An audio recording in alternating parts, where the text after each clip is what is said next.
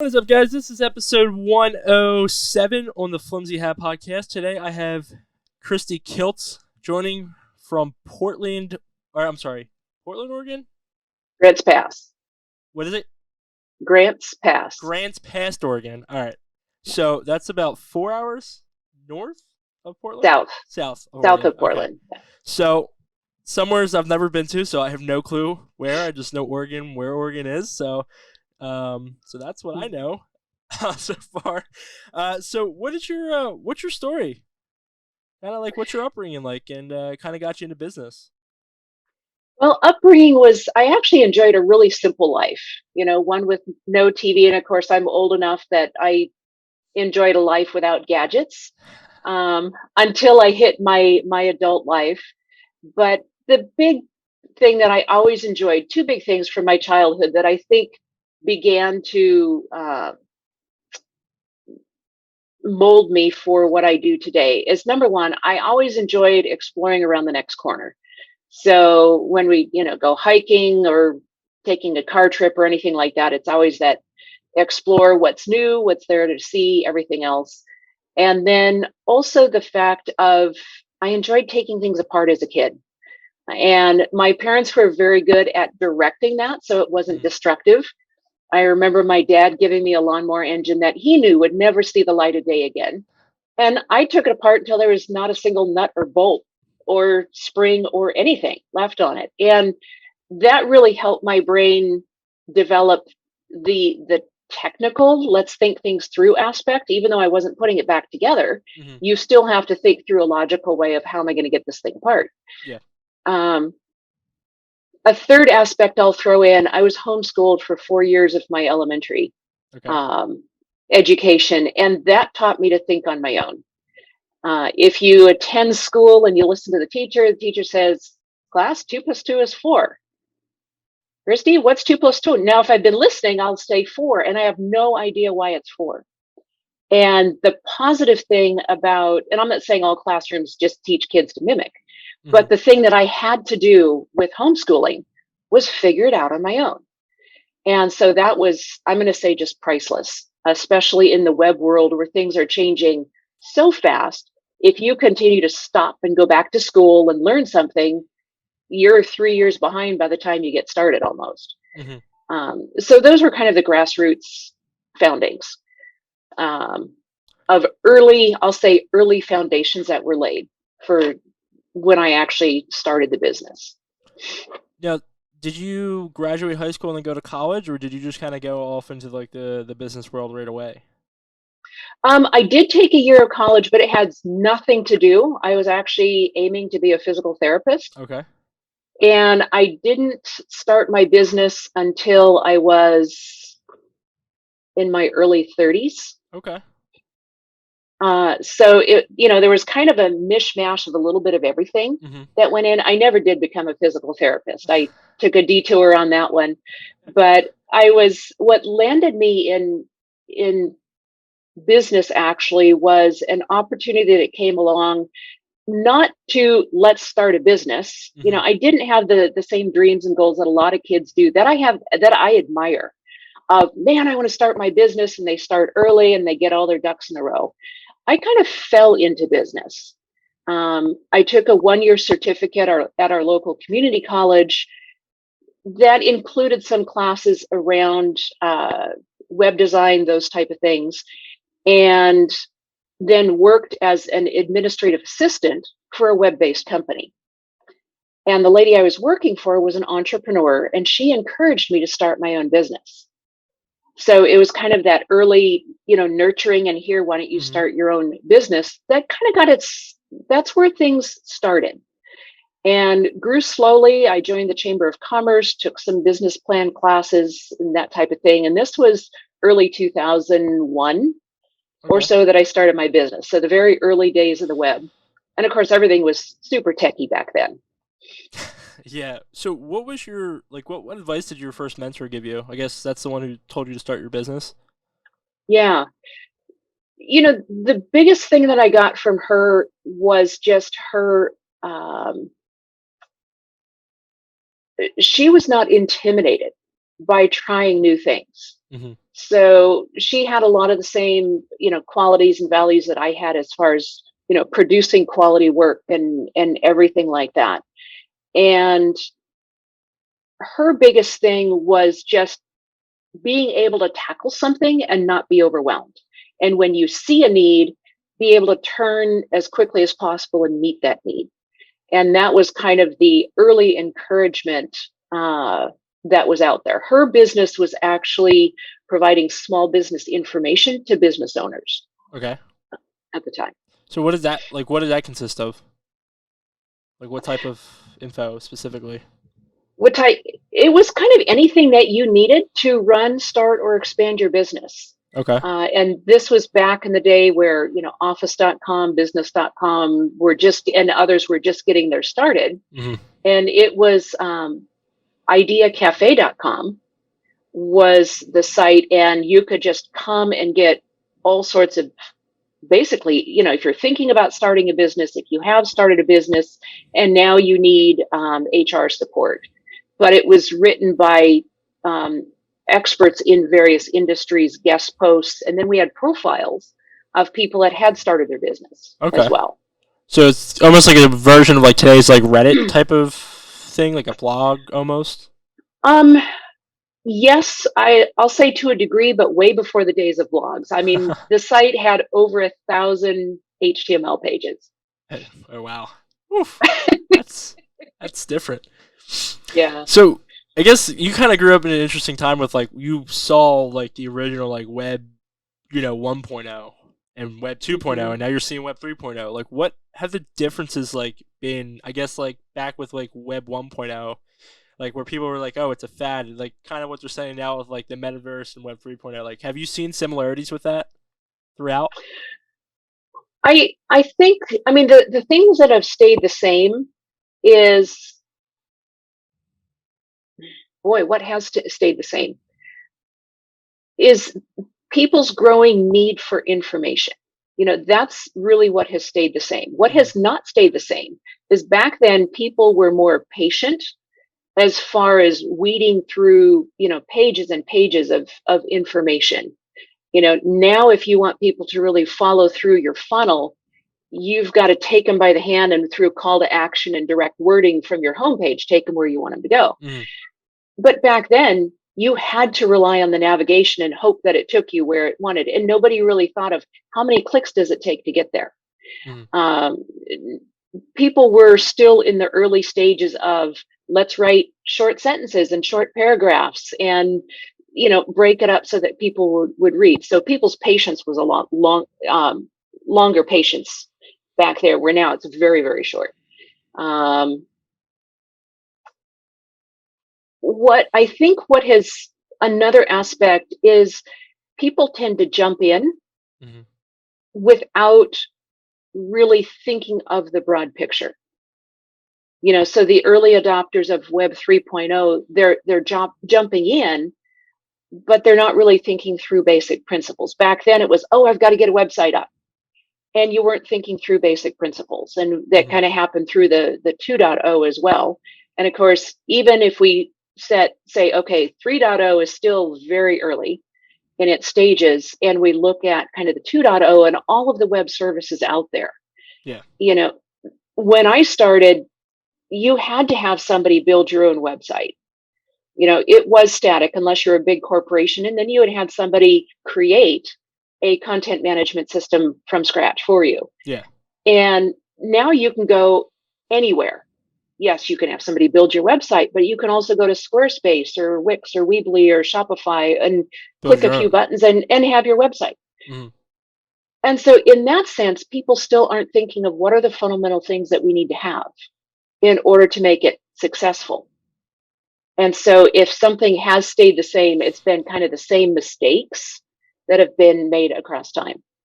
Yeah, I think you see like with newer companies or even like small businesses, like they just throw up a website, a couple images, and like, hey, that's my website, that's good enough, and people find me on Google, and that's just not the case whatsoever. Right. Like you can make a website, but it doesn't mean it's gonna be good. If you don't have experience or you're not gonna put the time and the effort in, then it's not gonna be a good website. You're not gonna be found. But or you Right. have the money to pay somebody to do it, and then you get good quality work. So, Mhm. you kind of Mhm. got those two options. Either you spend the couple hundred or a couple thousand, depending on what you're looking for your website, or you spend long hours taken away from your business to build a website. But Right. what's the ROI you're going to get out of it? That's up to the individual, right? Right. Right.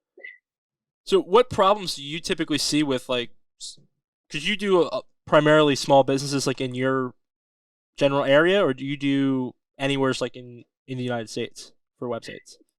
We can do it. We do anywhere in the U.S. So we're not, just complete Hmm. local. I'll say the majority of my clients are local, Okay. simply because I've been a member of the Chamber of Commerce, across the board for years and years and years. But the challenges that I see people having with their websites, and I I call them challenges that if you don't take care of them, you have really expensive business cards. Um, I mean, if you pay a whole lot of, even if you pay somebody and that somebody doesn't, understand the fundamentals, the Hmm. foundations of what does it take to engage people, and it's the simple rules of you need to know your market. You need to know who you're talking to. And instead of having kind of the highfalutin, I call it corporate speak, welcome to our website, we've been in business for 25 years, Yeah. that nobody cares about, is that let's have a personal conversation. And years and years ago, I mean, when I started, that was my fundamental thing that I taught people is we need to have a conversation on your website in the same way that you would have on the phone with somebody or in person or when they walk through your store, Hmm. through the door of your business, because that's their first interaction with you. And you don't meet people with corporate speak when you're talking with them on the phone or in No. person. That just doesn't exist. And it's been interesting because as the years have progressed, we've had authors come on the scene like, Donald Miller and his story brand, concept. And there's other story brands, Okay. brand story books out there.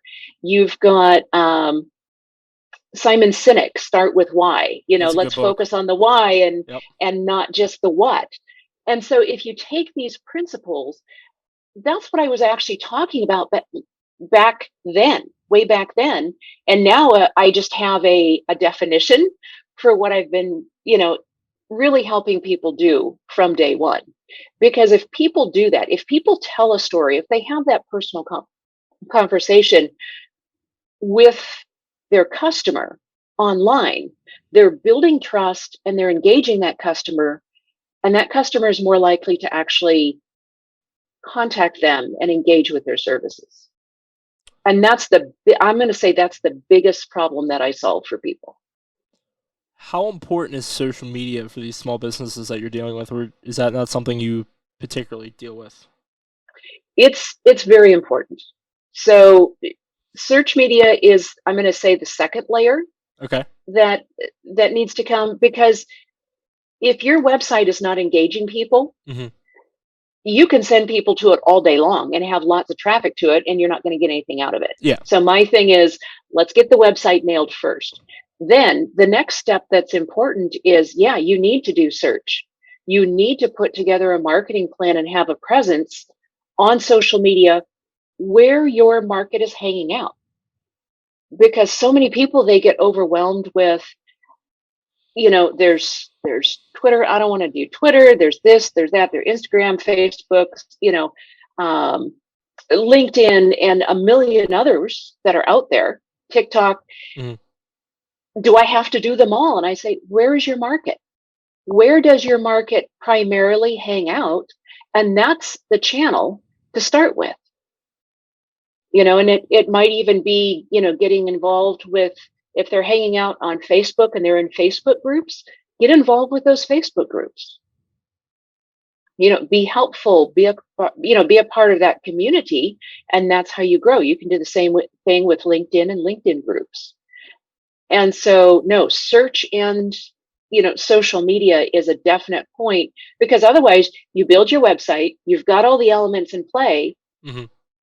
you still just have a very expensive business card that will engage people when they come, but you got to get people there. There's no let me launch the website and people will come on their own. That never has happened.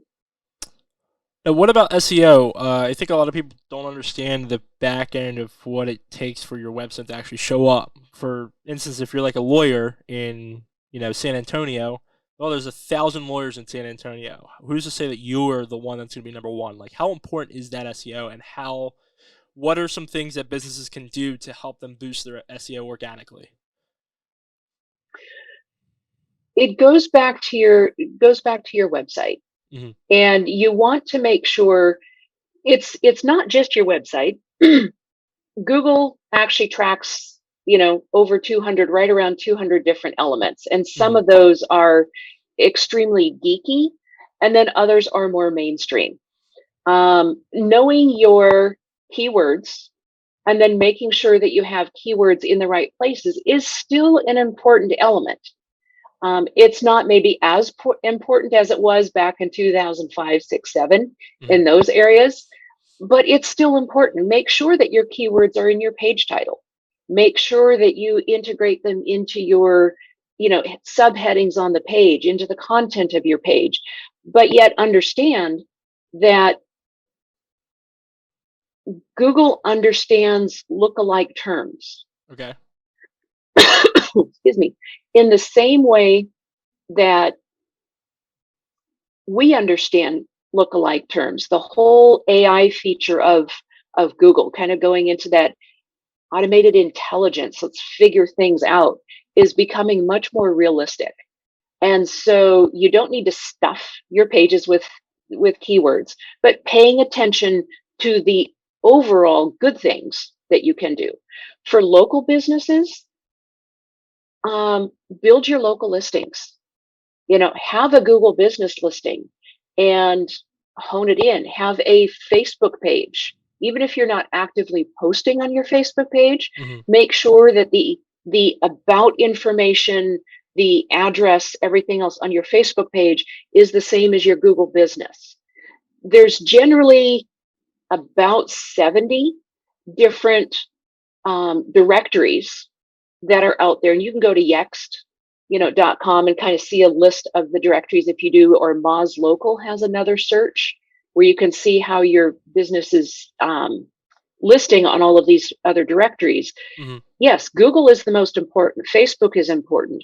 But if you develop listings in these other directories as well, they all point, Google looks at them and says, oh, this business is on all of these other directories. They must be legitimate. And having the information exactly the same across the board is an important element of that. And that's why, part of my SEO package is, we do local listings. We manage it through a tool that syndicates out to all of the directories that need, so that all of the information is exact. You can do the same thing on your own. You don't have to go to all 70, individually and set them up. There's tools, you pay for them. You're going to pay for them no matter what, but you pay for them, you put in your information, and they just bust it out to all of the different relevant directories. That is really important. Making sure that you add content to your website on a regular basis. I'm not saying, blogging weekly, or something like that, but make sure that you're doing relevant content on a regular basis. Google likes to see fresh content. Where would you say is the best social media platform to grow a small business right now? I'm gonna say one of two, with a third one in the wings. Okay. And that is, again, dependent on where your market is. Okay. So you've got LinkedIn, and that is more business focused. And if you want to reach your, business owners and, C-level execs, or, specific, LinkedIn kind of shines in that area. Facebook, unless you're doing paid ads, you can't do that as easily.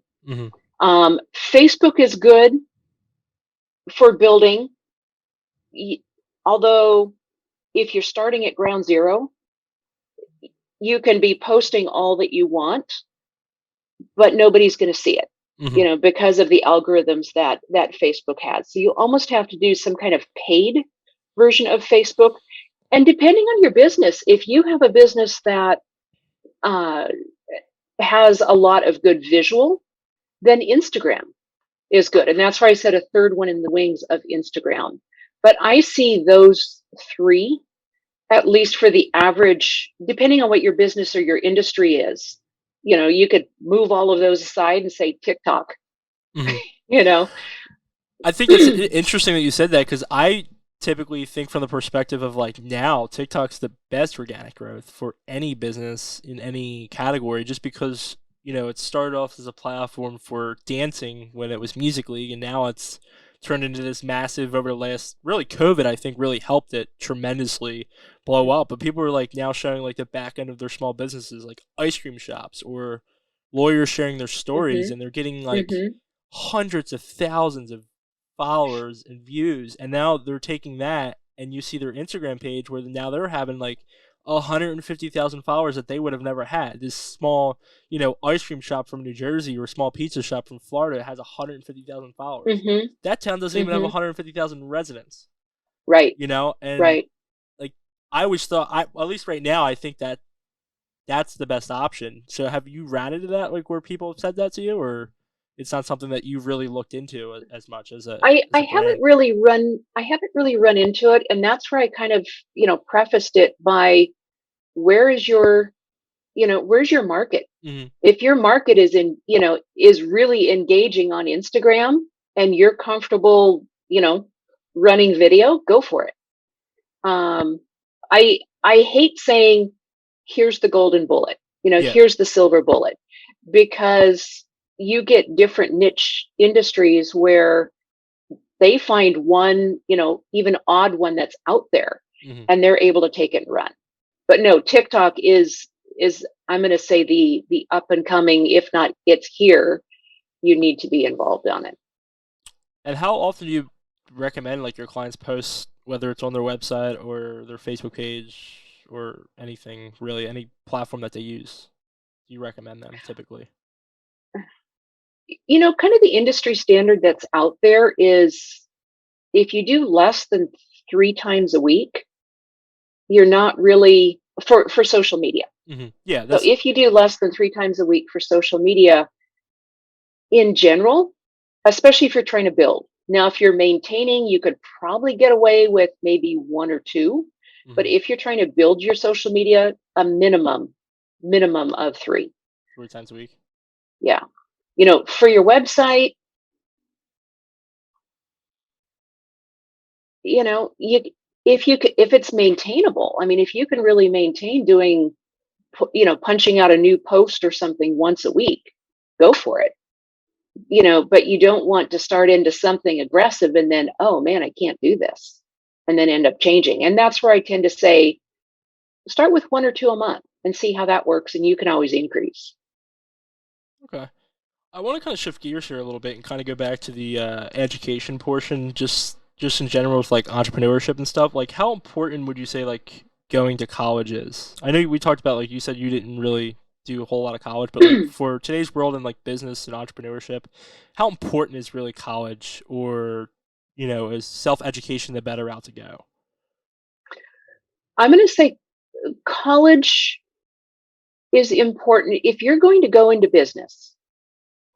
What I would recommend, that I didn't do because I didn't think, oh, I'm going to start a business, let's get my head screwed on straight, is having some business management, having some of those business theory classes that you get, maybe not getting your whole degree, or something like that. But I think there are a lot of classes provided through college education that gives people the foundation. Now, could you do that with self-study? Absolutely. I think it depends on how do you take in information better. Are you comfortable, along with thinking and planning and starting your business, to take a few semesters and take some college classes that give you that foundation? there are things that I didn't know, that looking back, as I look back 20 years, that I wish I would have known back then. And that's, I think, why I'm saying take a 4-year degree. No, I mean, that's going to put you off 4 years, unless what you want to go into requires it. Yeah. But at the very least, however you're going to get the information that helps you properly run a business.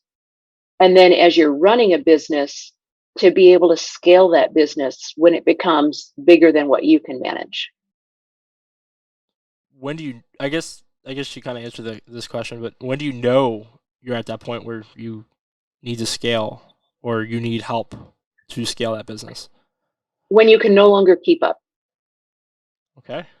And I, as I look back, and you having an agency, you kind of have similar background. You have this finite minimum. It takes X amount of time to put a website together. Yeah. Or to write content, or to create, visuals, or that type of a thing. You can't really make that less time than it is. There's that minimum that's there. Yeah. And then you have all of the different business admin things that need to happen, and bringing in new clients, and what are you doing for marketing, and everything else. And when there are no longer enough hours in the day for you to keep up with your level of work that you have coming in, providing the level of customer service that you want, and you can't maintain your own healthy lifestyle, business, work-life lifestyle, balance. Work balance, whatever you want to call it. When you can no longer do that, you need to, and when you see yourself approaching that, so don't wait until you hit that wall and you're burnt out, because once you burn yourself out, you never get that wax between the candles back. And it's really, really difficult to pull that back. And so if you're thinking forward, so as a new business starting out, if I had these thoughts in my brain getting started, then as I was approaching that max, it would have been, okay, I need to bring on somebody. And then you can identify, what part do I want to bring on? Do I want to bring on an admin assistant in my case, so that I can keep building websites? Do I want to bring on somebody that can build the websites for me, and I'll move more into admin? Because there's that entire planning process and thought process with that. What's the worst piece of advice that you were given, whether it's business or just throughout life?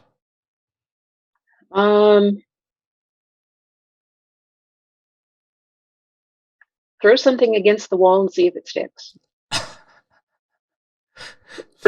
Why is that? And I understand why it's said, and a lot of young people, they've got tons of energy and they can do that. But if you're just randomly throwing business ideas against the wall and hoping that the plate of spaghetti will stick, you end up wasting time and energy. And so if those throws are made more strategically, you have a better chance of that plate sticking. So it's like chasing the hot thing of the current moment. Yeah. Chasing the hot thing, or you've got this business idea and you're always going down rabbit trails. And so instead of, we all know that business growth doesn't happen in a nice line. It looks more like this, all over the place. I'm not talking about that trajectory. I'm talking about, you end up taking all of these side trips, which if they all end up at dead ends, you're out time, perhaps money. And then it's like, oh, let me go back and start on my journey again. What would be your best piece of advice that you ever received, or multiple pieces of advice you ever received? I think the best kind of goes back to my first business mentor. The tagline for her business was a fun approach to serious business. And just working in with that, it kind of became a part of me, because when it comes down to doing business, there are parts of doing business that absolutely suck. We all hate doing them, whatever it is. Mm-hmm. We all have those clients that come across, our businesses of, they're not the ideal client. They're challenging to work with, whatever. And being able to keep a fun approach to serious business helps make those challenging or sucky times a little bit better. They're still challenging, they're still sucky, Mm-hmm. but it's not absolutely horrible. All right, so 2 more questions. What is your favorite book or books that you would recommend for anybody getting the business to read? First book, hands down, and this might even replace the college degree or the college class, as I was saying, is The E-Myth Revisited. Because what he brings out in that book is that entire journey of the entrepreneur, and even when it's just you, if it's a single owner business, you're still carrying 3 different hats. And to be able to identify those hats and keep them in balance, and how do you build a business? When I first read that book, it was like, oh, I wish I would have read this years and years and years ago. The second book, I'm going to have to say, start with Why with Simon Sinek. I love that book. It is, I saw his TED Talk first. I got the book as an audiobook. Mm-hmm. It is, good enough. The really good books, they land on my bookshelf. And so I've got his book on my bookshelf.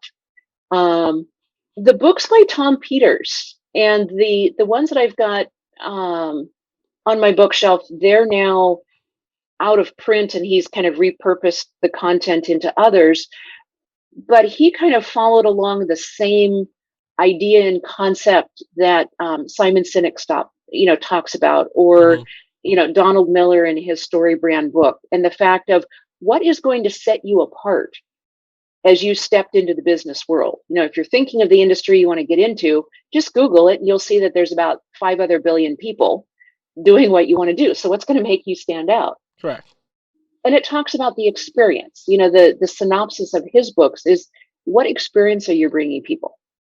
It's the idea of, that instant coffee that you've got on your own shelf versus going to Starbucks. What made Starbucks a thing? What makes Apple a thing? What makes our local coffee shops, each in our area. And I know out here we've got Dutch Brothers. It's the experience that you have. You're going to pay way more for a cup of coffee than if you make it your own. Oh, but it's the experience. Yeah. It's the absolute. And so if you can take that and translate that, into business. And so those books were early on, some of those foundational pieces that now we have other definitions and other books that come into it. If you're at the point of wanting to build a team, I'm going to recommend Culture Code by Daniel, I can't remember his last name, and Daring Greatly by Brene Brown. I've heard of Daring Greatly, never read it. I actually didn't know who Brene Brown was until up to a year and a half ago, when she popped up on. I thought it was just some one of those non-fictional or fictional writers, and then I was like, oh, huh, I had that book at one point, and then I got rid of it and didn't read it. But down the road, I probably will read her book. I hear a lot about her that's really good, and she has a lot of good TED Talks. Yeah. No, she's again, it was a TED Talk that kind of put her on my radar, and I was like, wow. And I think on the one I listened to is she mentioned her Daring Greatly book. Mm. But what those 2 books do, Culture Code, Daniel Coyle, that's what it is. Culture Code by Daniel Coyle, and Daring Greatly by Brene Brown. Both of them are focused on teams, and Culture Code is what makes a successful team. And Daniel goes through a number of different things: the SEAL teams, the U.S. Navy SEAL teams, basketball team, what makes them really effective. And it comes down to where they really have similar characteristics. And when you take that concept and you pair it with just the concepts that Brene brings out in her book, her book is more focused on how do you create this culture in the office so that people don't feel like they have to just sit down, shut up, and do their job. Mm-hmm. How can you have this open, let's talk about things, let's really be productive, and let's thrive and grow. And so when you take the two of those and you mush them together, you can help create the culture for your team so that your team thrives. And if you're going to have a team these days, you have to have that, because otherwise people are just like, I'm done. 1,000%. I think you see that team building in a lot of like books are based off the Navy SEALs, right? Because they spend literally hours and days together. So if you're spending all that time together and you don't get along, like that creates a bad environment, right? So, my favorite book, and I've read it a couple times, Jocko Willink's book. What the hell is it called? I lost train of thought. But it goes on about like him through Navy SEALs and his life, and then brings it into a business perspective. And do you know who Jocko Willink is? Have you heard of him? I haven't. No. Yeah, no. He's a Navy SEAL, and he goes into that that whole like mentality of like building in teams and like what the Navy SEALs do to build teams, and it's definitely one of my favorite reads. And his podcast is phenomenal too. I love listening to his podcast. My final question for you is, what's the legacy you want to leave on the world?